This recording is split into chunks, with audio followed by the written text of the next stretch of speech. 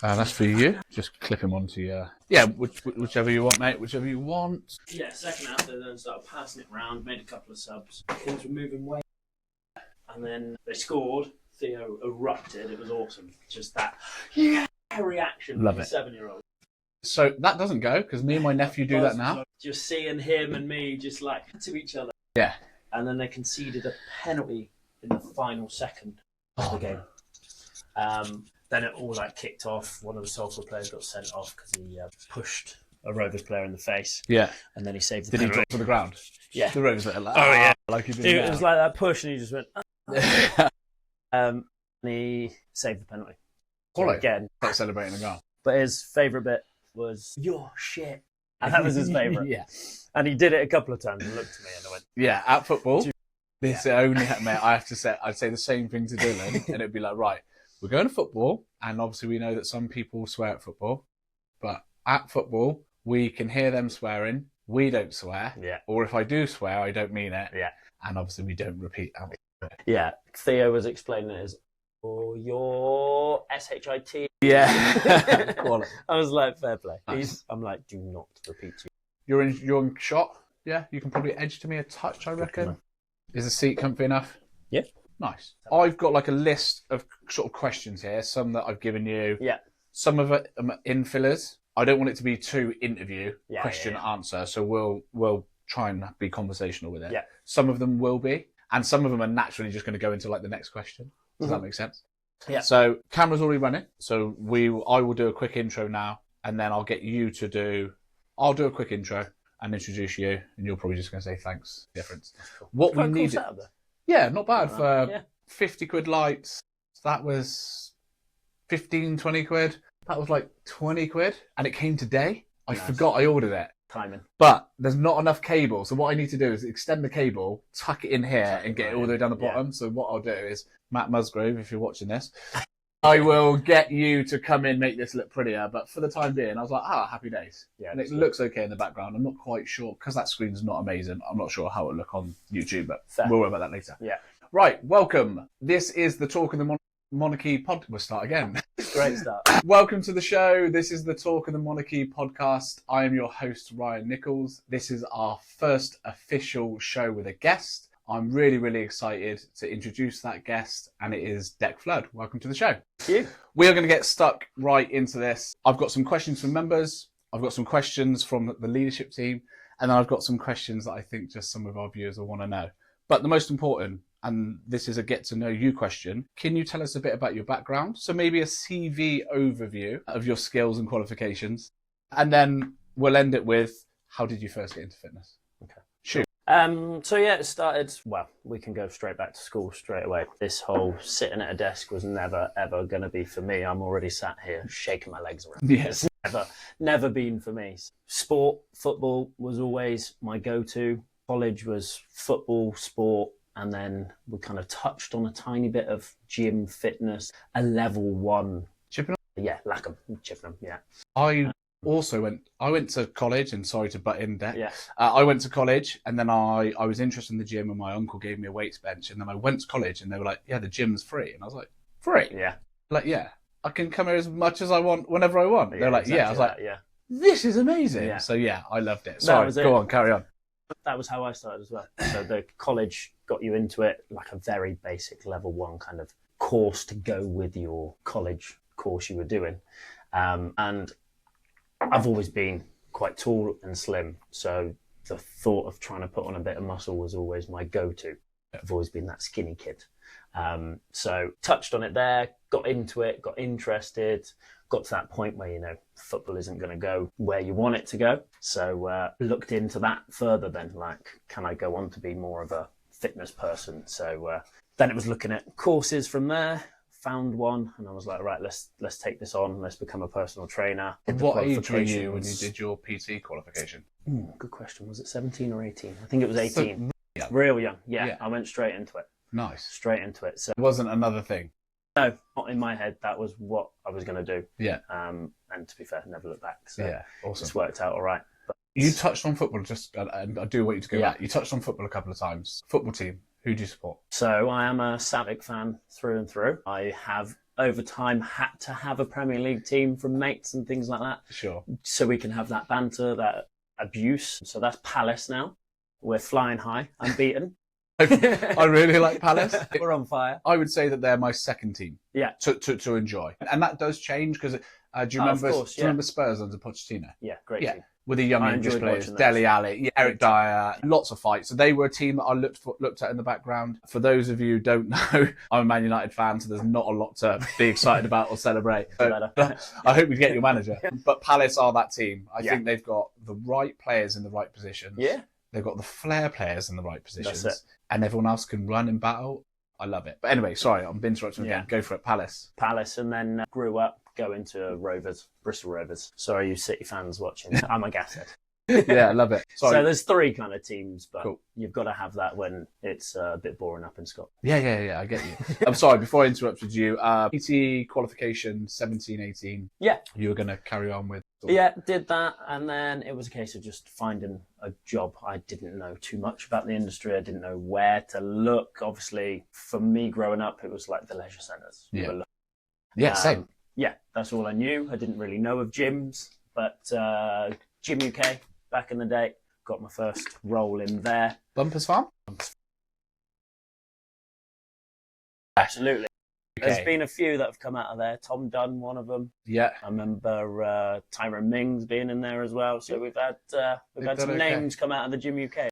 Little do they know. Little do those guys they know. started on Bumpers Farm. Yeah, love it. Sorry, go on, carry on. So that's where it all started, really. Got into the Gym UK. I wouldn't say it was the best for the personal training world, but it got me in the industry. It got me in a step in the door. It taught me those gym jobs, cleaning, tidiness, politeness to members, all of that sort of stuff. So it did set me in a good direction, and then I could slowly start to build the personal training alongside that. But the ownership didn't really push you to be a personal trainer. No, I understand. If that makes sense. Because I was not self-employed, it was for them. You had to do what you were told in that sense. Especially at that age, right? No different. Yeah, you've just got to get on with it. So I did my PT qualification when I was about 25, 26. Yeah. I did it down in Bournemouth. And then as part of it ending, you could work in an Anytime Fitness for 4 weeks to gain gym experience. I lasted 2 days.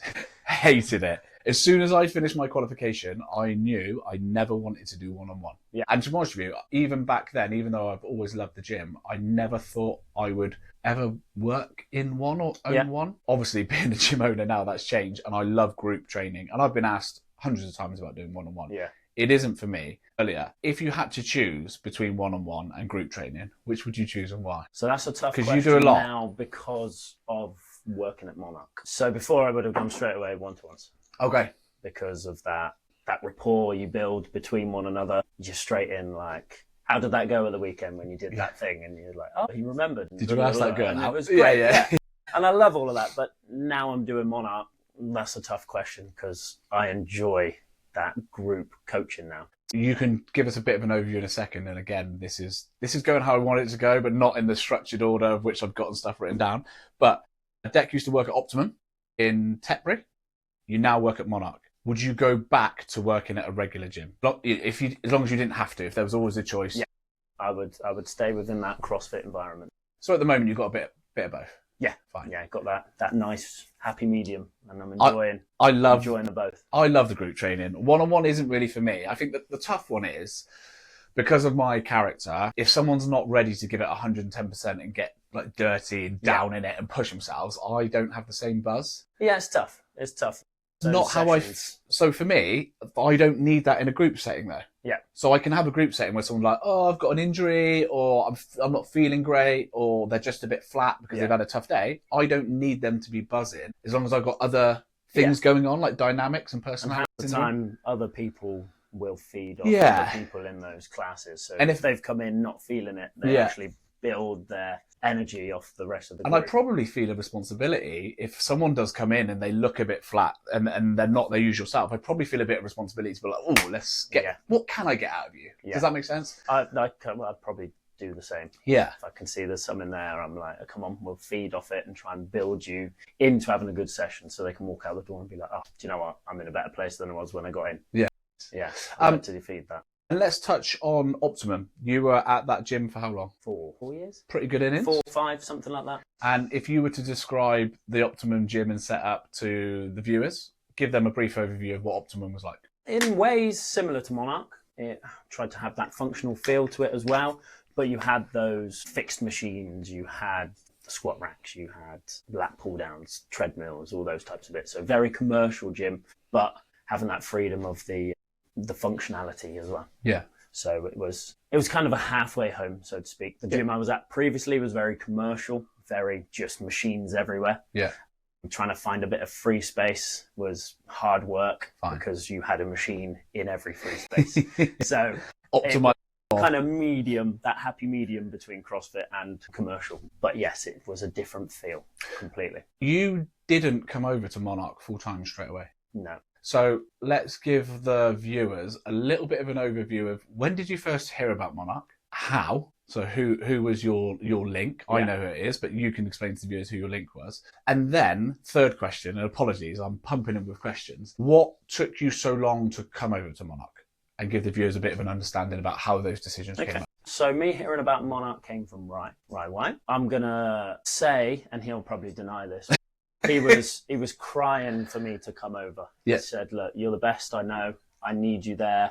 You're gonna make this place pop. You're the coach I need." He'll probably say it slightly different, probably with a bit of a grumpier tone. But I spoke to him before, and I wrote down some notes. I asked him Ryan to say, but no, I'm joking.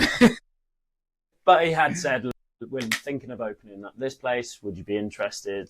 I said, "Hell yeah, I'd love to come on board." And we had that chat once things were moving. And then it was a case of I needed to have that think because I had a client base at Tetbury, had a client base at Optimum. And as a self-employed personal trainer, just dropping that book was like, I don't think I can do that yet. So it was a case of you guys allowed me to have those few days at Monarch, and then I could see actually I need to take that step across. There's no point now doing the two. I need to just move. And how long did that transition take? So and correct me if I'm wrong, my memory is not the sharpest, but I think you were with us from the start. From straight in. Doing once a week, twice a week. Tuesday. Then it became Tuesday, Thursday. Right. And then we came fully in. I don't know, actually. Less than 6 months? Probably around that 6 month marker, I reckon. Yeah, it's got to be around that time, and then full time ever since. It didn't take long for the client base to build, and I'm very grateful for those that I was already training that came across to Chippenham. How much? Had a few from Malmesbury who were going to Tetbury, so that trip to Chippenham didn't cause them too much hassle. And if you were to give a percentage, because for the viewers that don't know, there's about 30 minutes between the towns, Chippenham and Tetbury. Yeah.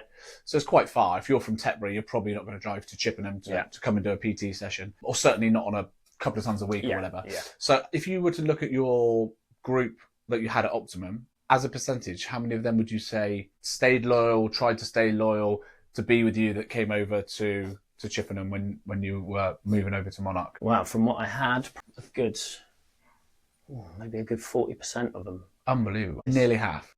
Fine. That's amazing. They came from my previous gym before as well, so They're loyal throughout. And there's some clients I've been training for more than 10 years now, which Nice. is just amazing. They've seen me grow, they've seen themselves grow, they've seen it all grow. It's been brilliant, to be fair. I mean, this leads me on to, again, jumping, but it leads me on to a next question. What's your proudest personal fitness achievement so far? So when you look at it, do you know what? In sporting, give it to me as personal. Yeah. So whatever you've done, whether it be a 10K time, whether it be, a Fran time or whatever, but let's give me your personal, your proudest personal fitness achievement, and then give me your one as a coach. Okay. I'm going to go coach first because that's straight there. I'm not very good with myself. I wouldn't say I have a standout moment, but as a coach, was helping a Paralympian, Daphne Schrager. She local girl to Malmesbury. She wanted to push towards being a cyclist in the Paralympics. So just before lockdown, started to work her strength and conditioning for that side of things. As lockdown came, I'd never seen someone work so hard through lockdown. And she came out the other side in the GB team and winning silver at the last Paralympics. Yeah, that's amazing. Which is a massive, massive achievement. Loads of world championships in between all of that. So that would be one of my proudest coaching moments. Yeah, nice. And I think you've been. I mean, it's very difficult because I probably would do the same if you asked me the same question. But yeah, if you had to pick a moment, you've got to pick a moment where you're like, do you know what? That day I'm particularly proud of maybe something you achieved. It could be team related because I know you have played some team sports. It could be individual related, anything you like. But if you had to pick something, what would it be? What's the bit when you sort of internally have a little bit of a think and you're like, yeah, that was fucking cool. I'm glad I did that. It's so hard. So I think I'm just a good team player, and I'm not very good at being. This was awesome. But... So I've only known you since we've been open. I've got to know you really well in the last 18 months and it's been a pleasure. But I think seeing your progress from when you first came in, you've always been able to do things technically well. And even now we weightlift together and I hate him because he does it better than me. I don't just watch him. But I think your improvement in a really short space of time from you're probably muscle ups, volume of muscle ups, butterflies, barbell, the weights in which you're going up. And also the one thing that I really love about you is you're not a fucking baby. You just get on with it. And it's sometimes you're like, oh, that felt a bit grindy. Yeah. Put some more weight on. Yeah. And if we're going one or end, you're like, I'm never going to get it, but I'm going to try. And you don't just pull it up to here and drop it. You are trying to get yourself under a barbell and you give it. So personally, that's one of the things that I really love. Me and Dec, and you guys won't know, but I do a bit of a weightlifting program separately from the gym. Nothing too crazy because I don't have loads of time. I always find out when Dec's free and ask him to do it with me because sometimes it sucks to lift the barbell by yourself. And he always does. So we've asked about personal proudest moment. Step away from the gym then. You probably do the most amount of PT in Monarch by quite a long way. Some crazy long days. I think Mondays you're there 6 till 8:30. Wednesdays similar? Yeah, a little bit later start, but fine. Yeah, all the way through. Yeah, so pretty long days. What do you do outside of the gym which allows you to relax and wind? Like how are you getting a little bit of you time, which I imagine is pretty difficult. You've got a wife and 2 children and a dog. So he gets no time. No, but how do you relax outside of the gym? What does a typical weekend look like for Dec and his family? To be fair, that family time at the weekends is my downtime. Being with the kids in the park and things like that. Been doing that since Tay was little. But that's it. Bit of family time is my downtime. The odd time, get out, go watch some football, go play some golf, go for a run. I still have to be active. Yeah. That's kind of still my downtime. It's not lying on the sofa unless I am completely exhausted. I've seen you and your wife, Ali. Yeah. I've seen you and Ali come and train together, come in at the weekends and train together. Yeah. You've done comps together. Yeah. So I imagine that's a little bit difficult around a family. I know you've got a big one and a little one. Yeah. But if you could do more of that, would you? Or do you have the sort of perfect balance of maybe we train together, sometimes we go for a walk together, sometimes we just watch some TV together? Yeah. Like, would you train more? So imagine you didn't have kids. Would you train more together? Or if you got the balance right for what you both enjoy? I would love to train with them more. It is just that family dynamic that we can't train together as much as would be nice. The odd chance where I can jump in on a class with her or come in and train with her, I do really enjoy them. Yeah. So yeah, we probably would train together a bit more, but whether that would be different if we were training together a bit more regularly, because she's not competitive at all. But yeah, those bits are good together. Yeah, nice. I mentioned Fran earlier, and the reason Fran's on my mind is because it's programmed at the gym today. So I popped in to get these lights, which you guys can't see, but yeah, that I can assure you there's some kind of lighting and it's not just this wonderful sign that I've got up here. But Fran is easily one of the hardest workouts I've ever done because of the rate in which you push yourself. So quick overview, if you are watching and you don't know what Fran is, apologies that you stumbled on this channel. This is mainly for members and people that know us, and maybe my mum is watching it. But it is 21, 15 and 9, and you do barbell thrusters at 42.5 for guys and 30 for ladies. And then you follow it with pull-ups. So it's 21 on the bar, 21 pull-ups, 15 on the bar, 15 pull-ups, 9 on the bar, 9 pull-ups. You can go incredibly fast. Should I assume that CrossFit Games athletes are doing it sub 2? I think the record is 1:59. 9 is unbelievable. No rolls. Unbelievable. Which is right. rapid. So it's super quick for the elites. That is the hardest workout I've ever done. What's the hardest workout you've ever done? Fran. It was my first ever workout as well. I remember you telling me. Where did you do it? Gym UK. Pulled across it, gave it a go. Didn't know there was a time cap. didn't know what kipping was, didn't know what a thruster was. So I did squat, press, squat, come out, press it strict. And then I did strict pull-ups, and it took me about 20 minutes to finish the whole workout. Nice. So first time attempting Fran, we've got 20 minutes. Yeah. What is your current best Fran? Well, I think the one that is connected with my CrossFit account must be scaled, Okay. because I don't think it's that. It says 505. Fine. I'd be But surprised. the last time we did it in March, I threw a hissy fit, threw the barbell, threw my wraps, threw everything, and walked off. Nice.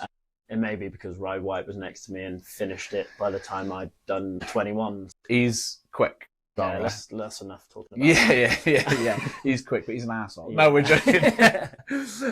Right. So yeah, I think we both agree Fran's a tough one. Yeah. And fitting that has come up in today's. Yeah, big time. If you were going to fuel Fran, if you were going to get ready to do Fran the fastest you ever could, and Rye White isn't next to you doing it faster and making you throw a hissy fit, the guys on in our membership base will know that you're a nutrition coach, which leads me on to that. If you were going to fuel a workout like Fran, what would be your go-to snacks, items, lunch, and does the timing of these things matter is my next question. Yeah, to a point, yeah. So with Fran, because it's so quick, simple sugars. Get yourself some sweets in beforehand, like literally. Doesn't matter. Some sweets, love a squares bar, that type of thing to fuel it is great, because you're going to use it like that anyway. So bang, sugars up, body's up, let's go. Right before a workout, 20 minutes before, does it matter too much? Before, any more than 20 minutes, probably too soon. You'll be ready off the sugar already. Yeah. So you need that to fuel. But in the build up, because it's quick, it's not too much of a stress. Those longer workouts is where probably, yes, we need a better lunch, we need a better breakfast, those types of bits to build into them. But a quick Fran, just simple sugars. Yeah, nice. So, yeah. If you want those sweets. Next time you lot want to comment about me eating pick and mix in the gym, remember Dec said I can eat sweets. All right. For Fran. If he's not doing Fran, it doesn't count. Question for you then. We'll flip away from the family and we'll flip away from Monarch, and we're actually going to try and flip away from what you do now. If you weren't in the fitness industry and you could pick a realistic dream job, what would it be? What would you be doing? Never ever thought about this, because this desk is freaking me out already. So I'm not sure. Still something active, maybe something outdoorsy. What, like a climbing? I suppose that's kind of fitness. Yeah, fitness. Yeah. Trade? Was there a trade that you're interested in? If I ask your wife, and I intend to interview Annie, if I ask your wife what your DIY skills are like, what's she going to say? Dad. Oh, nice. I'm not very hands-on with those types of jobs. Yeah. I want to be. Yeah. Just don't know where to start. Yeah. It does usually. Do you know what? A few years ago, I worked on some building sites and stuff and played around with carpentry tools and stuff like that. I think it starts with your own house, doesn't it? Putting up your curtain rails and maybe tower rails and fitting a bit of lino and stuff like that. I think it starts that. Yeah, nice. Leave it to the boss. No word of a lie, she did that. Love it. All right, we can't necessarily jump straight to a what would you do if you're not in fitness. If you could train any athlete in the world, current or previous, who would it be and why? To train athlete-wise? Even train with. You got to train them and train with them. Well, if I'm sticking with CrossFit, I'd love Rich Froning. Yeah, because he was the boy when I was watching it, when I was getting into it. So a session with Froning, bury me, but it'd be great to just see how he tackles a workout as well in person. So Froning from a CrossFit point of view. Mm-hmm. Football's always been my thing, so probably who needs a slap? Who needs a slap right now? Who needs a kick up the arse to be a better player? Sancho. Let's go. Any Man United player. You could have picked any Man United player. Just focus them again, probably. Just get in them and focus them. Get them training again. Yeah. Get them enjoying the reason why they got into football. I'm with you. I mean, Jadon Sancho, when he was younger at Man City, before he went to Dortmund, and then for a year or two at Dortmund, obviously very, very good player, just never lived up to the potential. And it's before United, because he wasn't even getting in the England team for me and starting. There were players ahead of him, but yeah, I mean, he couldn't be further away from World Cup. I've seen a bit of Elanga recently, his training, unbelievable. Yeah. That's the sort of training I'd try and bring to Sancho. Getting back in, getting back focused on some drills in the gym to then be putting it on the field and enjoying football again. Yeah, I think that's it. It's enjoyment. I've got enjoy what you're doing. Yeah, mate. I've been in jobs before where I'm sat at a desk and I'm thinking I can't wait to go home. I've looked up as 9:15. Worst jobs I've ever been in. That's it. So yeah, if that's how you feel around a sport or football, it is just a job for these guys at the end of the day. Yeah. I know they get a lot of harsh critics and Oh, big banter time. on social media, and some people justify that by saying they're paid a lot. But I don't think just because you're paid a lot, you should be being abused. And they don't know any different. They don't know any different, and especially made even worse around. We could get onto the racial stuff, but we'll maybe save that for later. Right. Last one on this particular section. What's one thing most people don't know about you? So I would imagine 99.9% of people watching this are already a member at the gym. So they know about you, some of the quirks and bits and pieces, and they know a bit about you personally. There might be someone who accidentally stumbles this. I apologise if that's you, who has nothing to, doesn't know anything about the gym. But what's one thing that most people, and we use the gym members, don't know about you? Kind of a heart on the sleeve kind of guy. Maybe the reason you support Celtic? I think I put that across. Yeah. I've got Irish background. Get that bit. Oh, you're Irish, eh? Yeah. The gym is life, to be fair. Family's life.